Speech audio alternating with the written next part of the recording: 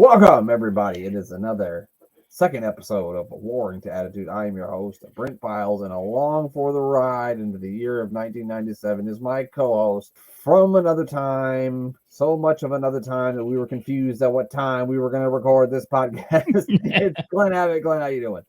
I'm doing well. We're an hour earlier than we should be. This is fucking, as people in the UK would say, that goddamn bloody time change is doing it to us. Ah, it's ridiculous. I'm glad you're finishing with it. Wish we would. Yeah, well, in a lot of ways, you guys are smarter than us. Like, No, we were we're not. discussing, you were discussing like vacation days. Oh yeah, that the employment law is marginally better. And this So is I think all of us Americans are like dumb to this, but do you guys get like a holiday like once a year? Are you obligated to have one? you have set so many days Okay, per year, and you are obligated to take them, or you lose them. so you couldn't be like the fucking mayor where you just don't use any of your vacation Uh-uh. days ever. They literally like No. get your ass out of here. Yeah. My mate had that. They did. The company that he worked for, a well-known washing machine company, I'm not going to plug. Yeah. But that had revolving vacations, so it just built up and built up and built up. A rollover, basically. Yeah, rollover. That's it. Basically, they said to him, "Take some time off, get out of here, go." Like nothing against the mayor, and I admire the hell out of the work that the mayor has, and I wish I had something like that. But also at the same time, I think you're fucking crazy. I think you're fucking nuts. You're crazy. Something wrong with you inside your brain. You're fucking crazy. You're fucking nuts. But then again, which one of the three of us has got the money? Well, exactly. But also, like, if I think, like I told him, if I had to work 60 hours a week, and maybe he enjoys his job a lot more than I enjoy mine, but if I had to work 60 hours a week, I'd blow my brains out. I'm quite happy with my 20.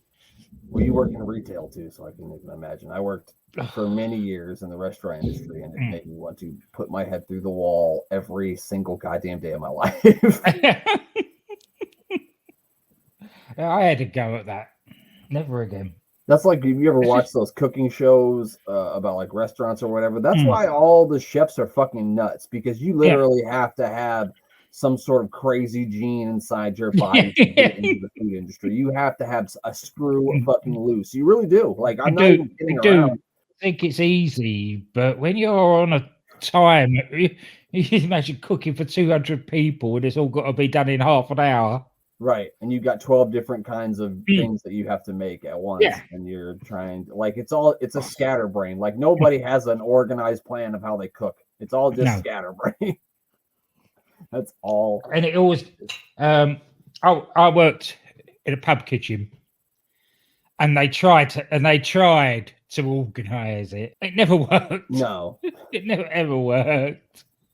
The organization works for about 30 minutes until you've got 20 tickets, and then organization goes out the window. When I worked for my father, I was trained by a top chef for doing steaks and things. Their list of what was a good steak and what wasn't, and the times that you had to do them. Basically, I just threw the book in the bin. Right.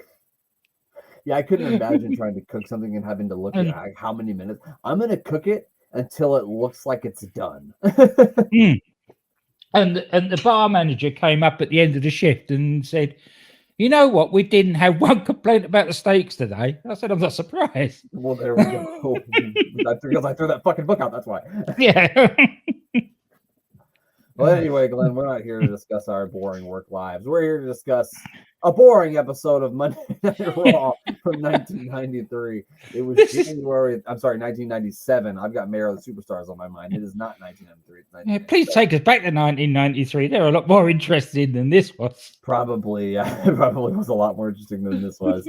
We're back at the Knickerbocker Arena. It's January 13th of 1997. This was taped on the 30th of December, 1996. So the craziest thing about these is, like, these are the go-home shows to the Royal Rumble, and they weren't even recorded in the same fucking year. No. And it shows. Yeah, it really did. It did show. But last week's episode was, for better or worse, a pretty goddamn good episode. Yeah. Especially if you piece it up next to this piece of crap we watched this week. It was really, really good. So let's get into this thing. Talking about we can start with actually with Superstars. They did show a clip from Superstars. Yep. Yeah, because that looks a lot more interesting than what we got today, with Stone Cold attacking Bret Hart and putting his leg in a chair and slamming it down. Doing the old Brian Pillman thing. I think that was the first time I ever saw that, was when Stone Cold did it to Brian Pillman. Yeah, and they showed a little bit of a recap of what Sid did to Pete Lothario last week, powerbombing through a table, and then they showed, this was really weird. This is what the really weird part about the opening was. They showed Shawn Michaels at a bar called Park Place. No, not the Park Place you buy in Monopoly, a different Park Place, apparently. He's signing a T-shirt for what seems like an eternity. He is having a very hard time signing this T-shirt. And Glenn, did you see who he was signing the T-shirt for? No, I didn't actually notice. I was too busy watching. Children of all ages. He was signing that fucking shirt for the Road Dogg, Jesse James.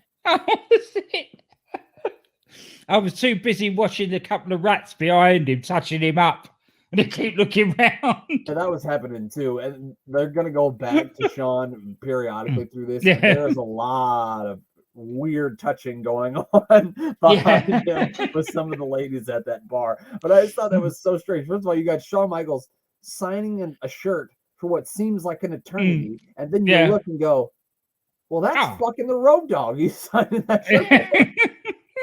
Not a plant, of course. No, couldn't have been. Definitely a fan.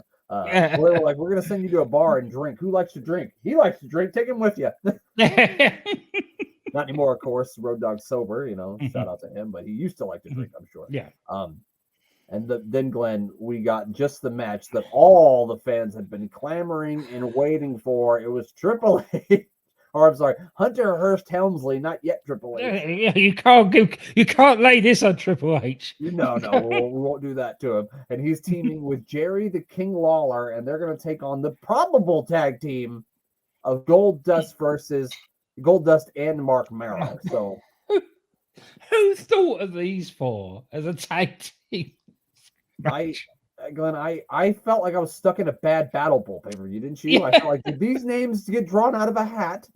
Seemed like it. They legitimately just draw these names out of a hat and said, well, stick them in a feud together, I guess. The best thing about this whole shambles was the fact that we get to see Marlena and Sable. Yeah, that was really the only good thing about this entire situation. All right, well, this thing all started. This feud all started when Triple H tried to steal Goldust's wife, because apparently Triple H was a woman stealer back in the day. Yeah. And I remember a gimmick before this because remember, Triple H used to always bring, a different valet to the ring every night, and that's how he got Sable. And then this was in 1996, and it's like when Mr. Perfect was slowly getting ready to return back to the ring, but then he never did because he left WWE and went to WCW. He would come out and steal Triple H's valet. He would come out and grab them and take them. So I guess in WWE we're just stealing women in 1997. Yeah, that sounds about right. Kudos to the King, though. The one highlight of this whole thing was, as Mark Merrow came out and all the pyro went off, the King reacted like he got a spark in his eye. I did see that. And the pyro in 97 was very strange. I don't know what that was, like a bad 4th of July thing they had going on for the Wild Man. It actually looked dangerous. It did. There's sparks going everywhere. Right in the ring. I don't think they would ever allow something like that to shoot up in the air like that, or that close to the ring. But that's what they did all the time back then, which was strange. Just was like, what in the fuck is going on? Goldust wasted no time getting to the ring trying to get at his opponent Hunter or something. Which that's all this match was Goldust trying to get at Triple H. Every time he would run in the ring, try to go after Triple H, and that's all this was. Exactly.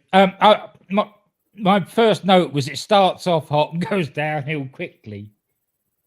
Yeah, there was it started off with a brawl. Yeah, there was And about they were like really pushing the Royal Rumble, like, oh, this is what the Royal Rumble's like, every man Yeah. for himself, even though this was a tag team match, which made that even more ridiculous. Don't The you think only it thing would? good on this match for me was they did a good job of plugging the Royal Rumble during commentary. Oh yeah, they doing did. Yeah. Don't you think it would have been better if it'd been like a 3-minute match where Yeah. they came out, they did the intros.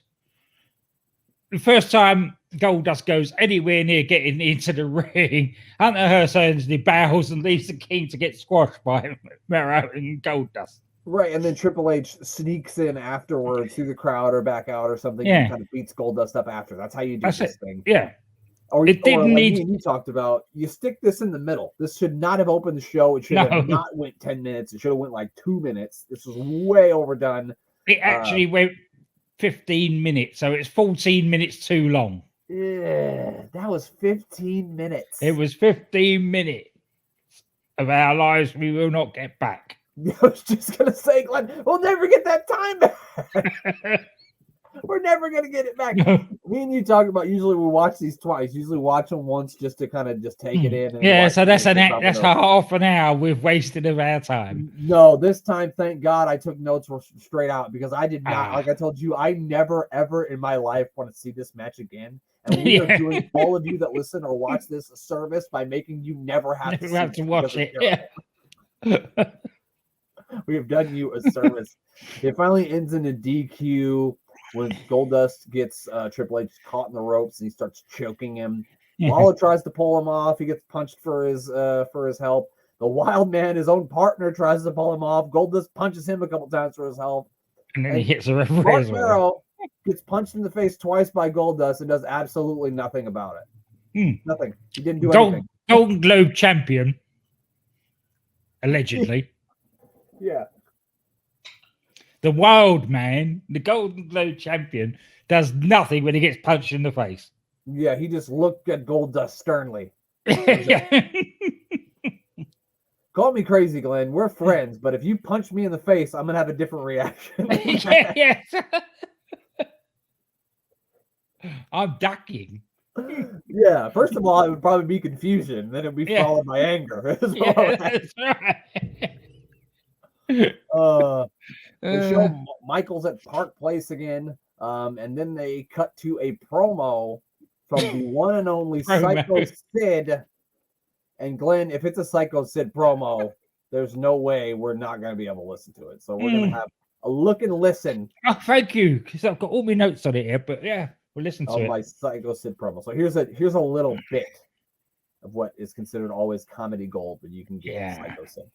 But as the battle progresses, and at the right moment, I reach out, Sean, and I have you by your throat. The look that you will give me will be obvious. For over here, at ringside, will be your mother. And she will know that look too. And then all the way over here will be Jose. He will know that look too, but this time he won't get on the apron because he knows better. And then someone told me that this section over here was going to be nothing but your friends, but your hometown, Shawn Michaels. But they will see that look too. And Jose, you are going to summon all the Mexicans from Mexico, and all above here they will be 70,000 of them. And even at the highest seat in the roof, he will know that look too. And that look, it says it all. It says, Sid, you are the man, you are the master, and the ruler of the world. Absolute gold. He said that Jose Lothario was going to get all of the Mexicans from Mexico, all of them. Yeah. And they were going to be sitting in the Alamo Dome on the roof. Yeah. Oh my God. It would be like the bloody Alamo, wouldn't it? I guess All so. the They would need a Mexicans much going- bigger arena if they were going to fit all the Mexicans in Mexico. Mexicans. Uh, Oh my God. I know they put earlier today where it's clearly 3 weeks in the future. Right. Unless they flew him in December to the Alamo Dome just to record that, then that was done on the day and spliced into the recording. Sid really got down there early. He went down there on Monday so he could, Yeah. There's something that they're going to show later in this segment that's totally going to show that this being on the day that they're saying it's on is complete total bullshit. So Shawn Michaels is again live at Park Place. They show what happened between Sid and Shawn Michaels at Survivor Series, with Sid hitting the camera against Jose Lothario, who didn't have all the Mexicans in Mexico to defend him that night, I guess. Oh my God. Sid's promos are just pure comedy gold. No stand-up comedian could ever do what Psycho Sid does with the microphone. No. Shawn Michaels uses the old "I'm going to kick your teeth down your throat" thing. I think I've heard that 3 times, and we've only watched 2 episodes. And then he also made a joke about his penis. So I like what he said, though. He said, "Gonna kick Sid's teeth down his throat, and he'd be looking at them next morning for in his stool sample." Oh, I guess I must have missed that part. That is pretty good. He also called Sid Stalin, which I thought was funny because Sid keeps calling himself the master and the ruler of the world. Yeah. Did you feel like this was a heel promo from Shawn Michaels? Because it did sound it. When I watched that, it's like, if I don't know if I'm supposed to like this guy because he seems like a fucking dick face. That was Shawn Michaels. It was all when the minute he kicked Marty Jannetty through the window, he was always a tweener. He was never a pure baby face. That's a really good point. Yeah, that's a really good point. And then, I mean, he really starts leaning into the more of the heel stuff super heavy in 1997. So I think we start to get, I think he starts to be more of the asshole he was behind the scenes on the TV screen. And I say that because we all know what Shawn Michaels was like when he was younger. He's obviously a totally different person now, but everyone knows he was a shit. But that's self-admitted, so it's not even we're saying anything like that he could sue us for.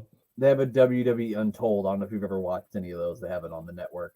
And they have one where it's talking about him and Diesel. And they have the guy ask him, so there was rumors that you were a handful backstage back in the day. And he says, I think at this point to say that we would call those rumors is ridiculous. Yeah. We then go back to the arena where Bret Hart is going to come down to the ring to do some commentary. He's got a little bit of a limp from what limps to the ringside. Even though that episode of Superstars was probably recorded 6 months before that episode. But it's a good way to keep the storyline going, if you know what I mean. The British bureau mate, the British Bulldog Davey Boy Smith, took on a Rocky Maivia character. I've never heard of this guy. You know this Rocky Maivia guy? Well, the honky tonk man seems to think he's got a future in the business. So who are we to argue with the honky tonk man? I mean, he is here to find the greatest of all time, right? He is. Speaking of the honky tonk man, how about that jacket that he's been wearing? That's something, isn't it? It certainly is. And no, I haven't got one of those in my wardrobe. You knew I was going to ask it too. You knew I was going to ask. We also got more footage from the second ever episode of Shotgun Saturday where we saw some sort of weird love triangle thing going on between Sable, The Rock, the Honky Tonk Man, and the Wild Man Mark Merrill. It was very weird. It was very weird. Because so the Wild Man was facing somebody. I think it was fake Diesel, maybe. Yeah, I think so. Reason, he was mad at Sable, but they never really disclosed why he was mad at Sable. And then the Honky Tonk Man comes out of nowhere to be some sort of, I don't know, maybe he was going to steal Sable because that's what we do in the WWF nowadays. Yeah. We steal people's ballets.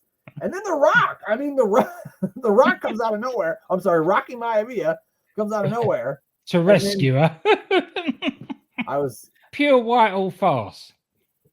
So all it needed was some doors, just opening and closing, and different people coming in and out. Yeah. What did you say that was again? It's a thing over here that the Whitehall Theatre, and it was renowned for what they call farces. Oh, okay. Where it was basically a comedy play, and you'd have people getting into all sorts of weird and compromising situations, and it would normally always lead to the leading man losing his trousers and having some really outrageous underpants on. Well, the only thing that this was missing was somebody to come out there with some outrageous underpants on. That's the only thing this thing was missing. So, my biggest takeaway from this match is the crowd does not give one single solitary fuck about Rocky Maivia. They do not care. No.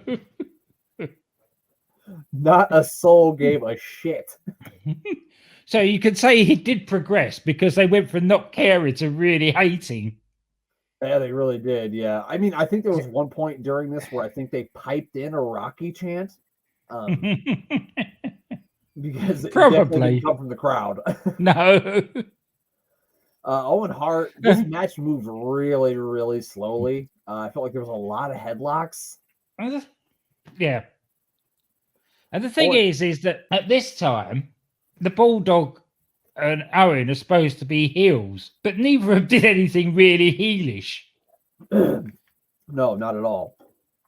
And it wasn't working because they weren't going to get any heat on Rocky because the crowd didn't care. No. And in fairness, I mean, it's a toss-up between if this match was the best one and the last match, but to say any match was the best match on this show is not really saying any fucking thing. No. You could see there were hints of The Rock in hindsight. You wouldn't have noticed it at the time, but in hindsight, you can see there are hints of The Rock. Me personally, as a friend, it is nice watching Davey at this time and knowing that he was clean and sober, and you could see that from the way he is. Yeah, he's not quite as defined, but he's got his British weight trainer over, and he's got his whole British team to help keep him clean and sober. So at this point, yeah, things are looking good for him. And maybe this was around the time where they were maybe a little bit more stringent with the drug testing. I know during the 90s, they got a little more stringent. I know toward the Attitude Era getting a little bigger. I know they probably trailed off from that stringentness. Yeah, yeah, they must have done. Yeah. Some of the storylines, they must have been smoking something out the back as well. Well, I know Bruce Pritchard's been smoking that shit for a long time, but sometimes you come up with your best ideas when you're high. I can tell you that right now. Anyway, Owen Hart made his way out to the ring just to make sure that Bret Hart didn't interfere. He just sat there and stared at him all the time, which was weird. Especially when the fact that that Steve Austin on the loose, who got a thing against all the Harts and everybody else basically at this time. Why would you be looking at his brother rather than keeping an eye out for what actually happened? Yeah, so I'm not real clear on what first happened with Stone Cold Steve Austin and the British Bulldog to make them fighting mad at each other, but they did show a clip from Superstars where I think Steve Austin was in a handicap match against a couple of jobbers. And when the referee wasn't looking, Davey hit the ring and hit Austin with a monstrous clothesline, and Austin got pinned by one of the jobbers. Yeah. So that's why Austin doesn't like Davey Boy in this moment. This entire match, the only reason why they even did this whole match, I felt like, was just to have Bret Hart on commentary and do this whole thing with Owen and have Austin come out at the end. At one point, there were a few rows in the front row where they just started chanting Clarence, Clarence, and fucking Clarence Mason, the manager. So that's how good this match went. Did you notice there was somebody being tortured in the crowd as well? No, I missed that. There's something going, all the time. Oh, you're right. I don't know whoever that fucking son of a bitch was, but he can kiss my ass because I was like, what the fuck is going on? Unless it was a child. I'll take it back if it was a child. But if it was a grown man, he can kiss my ass. Sound like a dying cat. Yeah, it did. So, Rocky, we got a count out. So, we've got a disqualification and a count out so far. Yeah, Stone Cold Steve Austin shows up, takes out Bulldog's knee, hits a stunner. Owen misses all this because he's too busy staring at Bret Hart. Yeah. And then my favorite part of this whole thing was Bret Hart's trying to get to Austin and he's limping. And Austin is mocking the leg. Setting the leg. Which I thought was fucking hilarious. He's going, come on, and mocking the limp at the same time. The Rock wins by count out. And I don't think this win did do him any goddamn favors. They go to the back. We get a Nation of Domination promo. Was it just me, or did Crush's voice sound like he was going to ask us what our favorite scary movie was? He said, "Oh, before we go to that, you were saying about Rocky Maivia's haircut, Yeah, and how ridiculous it was." yeah. I actually made a note. If he hadn't been part of the Samoa dynasty, they would have probably put a red stripe on it and called him Red Rooster 2. But the way that was. Fucking haircut was fucking atrocious. Yeah. Oh man, come on! It's a good thing The Rock went bald because that hair was terrible. That's terrible. Yeah. Anyway, back to the Nation of Domination and Crush. Yeah, I don't know. His voice just sounded weird. It sounded like he was, like I said, going to ask us what our favorite scary movie was. Yes. Yeah. Like the early incarnation of the Nation of Domination made no sense. Crush in a group that's, I don't know, it just didn't make any sense. Sabio Vega in that group didn't make any sense. Homie Crush. Instead of Brother Crush, it was Homie Crush. Homer Crush, yeah. I like Brother Crush better. He's my favorite Crush. There was Shawn Michaels at the bar again. This was the point where they show you that this show was not fucking shown to you on the day that they're telling you it was, because Rocky Maivia, who just had a match with the British Bulldog, was at the fucking bar. Yeah, he's at the bar. And Vince McMahon even calls it out on commentary. He goes, "Oh, there's The Rock. Oh, there's Rocky Maivia." So I know that was. I'll tell you what, Vince is gold in these shows. He ain't got a clue what you think.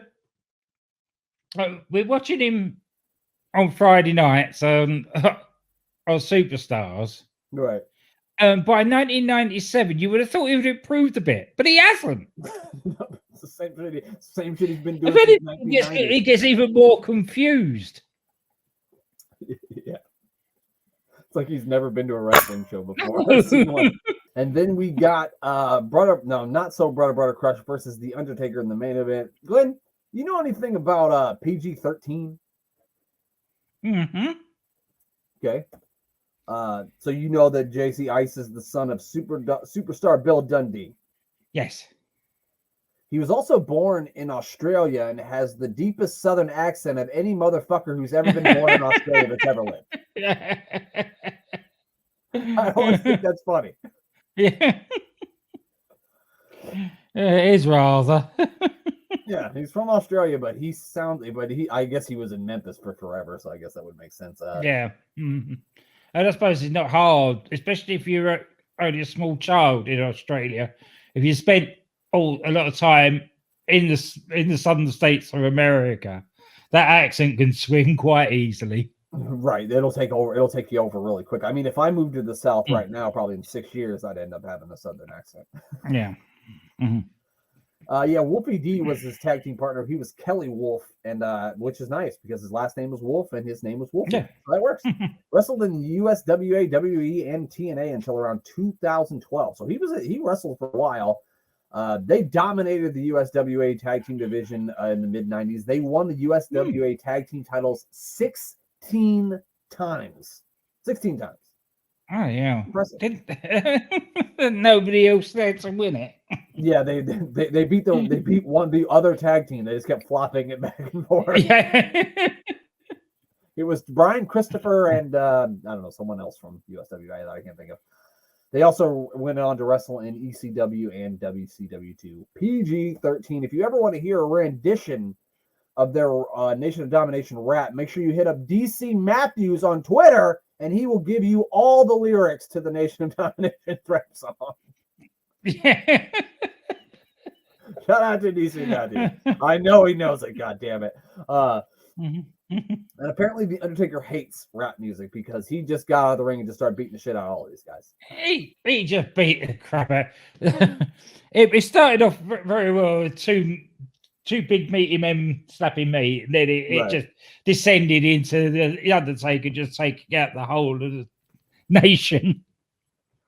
Yeah, he beat up the whole. And they also told us during this thing that you don't call Crush Jailbird because he's very sensitive to that.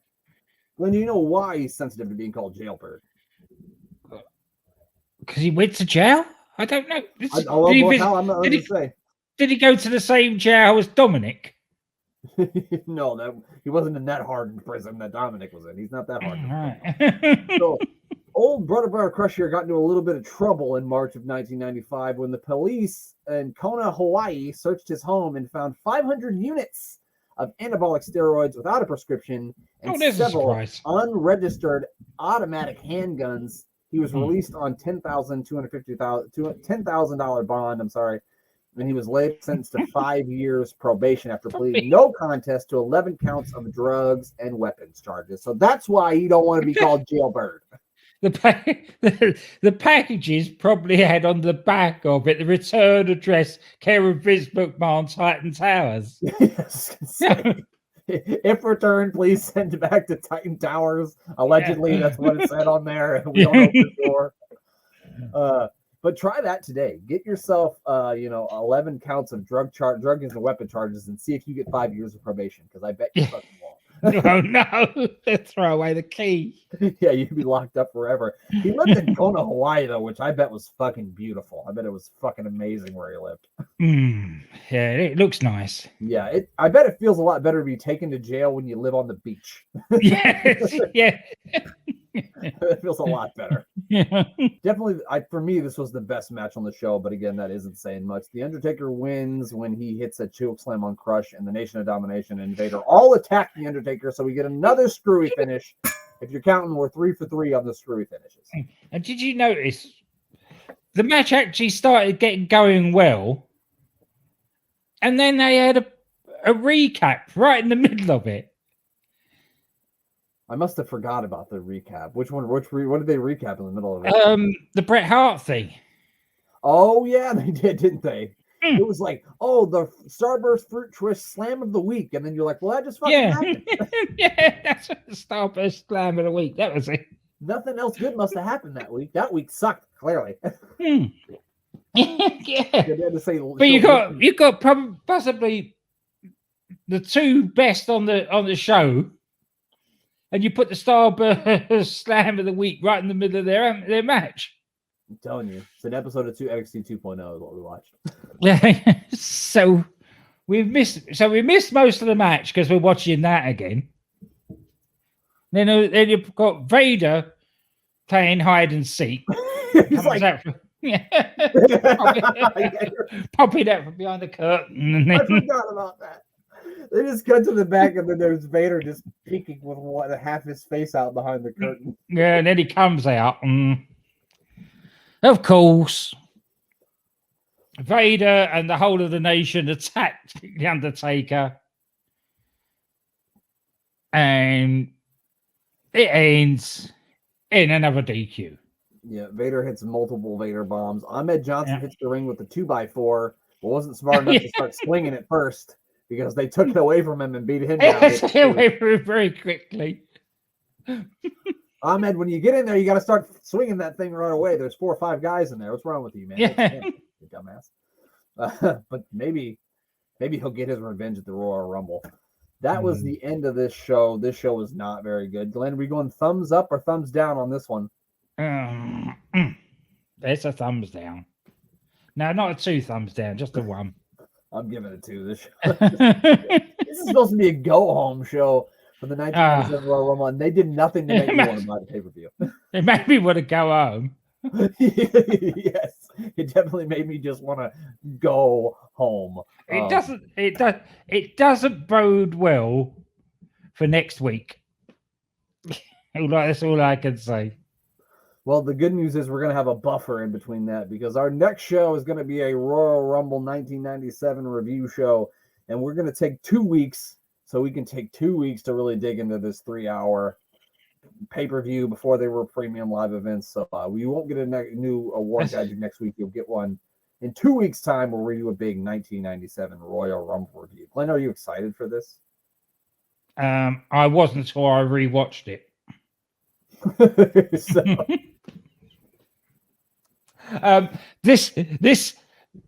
This go home show unfortunately sets it up quite nicely. well, let's talk about what we're going to see on the card. At least we're going to get Hunter Hearst Helmsley battling with Gold Dust for the Intercontinental Championship. We're going to get a grudge match where Ahmed Johnson tries to get revenge against Farouk. If you'll remember, in 1996, Farouk hurt Ahmed Johnson and cost him the Intercontinental Championship. So that'll be an interesting. Okay, he's calling him Uncle Tom. Yes, he called him an Uncle Tom. Yes. We're also going to get the blood feud between Don't Look Behind the Raw Curtain because I'm hiding there. Vader taking on the Undertaker, and then we're getting like a 6-man AAA match. Yeah, that is actually entertaining. I bet it is. Yes, the wrestling was very good, but Vince trying to keep up with it, and thank God that good old JR had done his homework. You could hear it in JR's voice that he's going, "Oh, I'm actually getting to call a proper wrestling match." Right. He's like, I finally got this idiot to shut up. Trying to keep Vince quiet. I finally get this idiot to shut up, just quit saying it, and then from there. Yeah, that's it. And what a maneuver. I will absolutely butcher some of the names in this, but Hector Garza's in it, and Heavy Metal, and I'm not going to try to say anybody else's name that's in this match because I will absolutely butcher it, but I can confirm that it is part of all the Mexicans from Mexico that Jose Lothario is bringing to the Royal Rumble. We'll also see, of course, the 1997 Royal Rumble match, which has a damn good, interesting finish, and a World WWF title match between champion Psycho Sid and native son Shawn Michaels. Glenn said this isn't very good. Now, I looked back on this pay-per-view with, I don't know, watery eyes because I went to a friend's birthday party when I was in the 6th grade and watched it with about 10 of my friends. So it was like the best day ever. And so maybe I will still like it, even if it is terrible, because I will still remember nostalgia. To be fair, I've not seen the Royal Rumble or the main event yet. Okay. Well, as I look at the card, there's nothing that excites me besides the Royal Rumble match and the WWF title match. So that'll be in 2 weeks' time.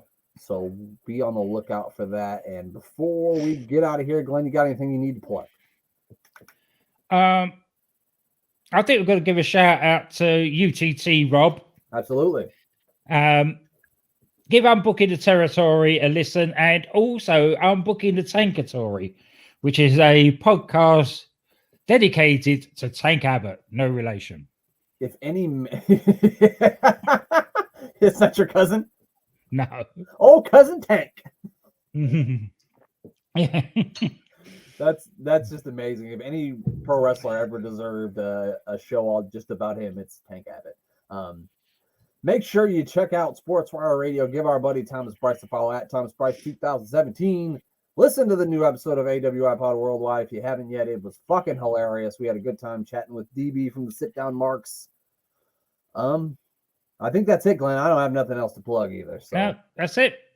That's typical middle of the afternoon, and we're getting out of here in under 40 minutes. That's right. Well, so the next show will be a little bit longer, and eventually, Glenn, we're going to stop watching these 48-minute Raws, and we're going to have to sit through this shit for an hour and a half. So yeah, well, hopefully it gets better. Well, it starts getting better if I remember rightly.